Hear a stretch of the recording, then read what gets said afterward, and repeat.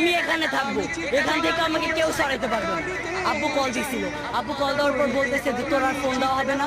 আম্মুকে কল দেওয়া হয়েছিল, আম্মু বলতেছে তোর তুই তাড়াতাড়ি বাসায় না, তোর বাসায় ঢুকতে দেবে। আমি বলছি যে আচ্ছা আমি বাসায় ঢুকবো না, আমি বাইরেই থাকবো, রাত্রে আজকে বাইরেই থাকবো, 2-3 দিন তুমি চেষ্টা করো না। যতদিন না বিজয় হইতেছে, আমার আজকে ভাইয়েরা কোটার জন্য সুইসাইড করতেছে, আমার ভাইয়েরা চাকরি পাইতেছে না, সুইসাইড করতেছে। কেন করতেছে? আজকে ভাইয়েরা করতেছে, ভবিষ্যতে কি আমরা সুইসাইড করবো না?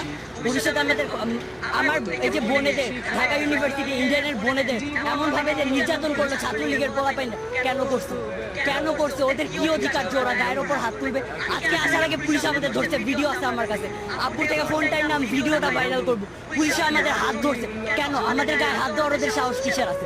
পুরোটা বিশ্বকে জানাই দেন, এই যুদ্ধ চলবে চলবে চলবে যতদিন না আমরা জিততেছি। আমি Tanmoy Kumar model high school খিলগাঁওয়ের এবারে 10ম শ্রেণী থেকে মানে এসএসসি দিয়ে বের হইলাম, কবি নজরুলের ফার্স্ট ইয়ার স্টুডেন্ট, অ্যাডমিশন নিয়ে।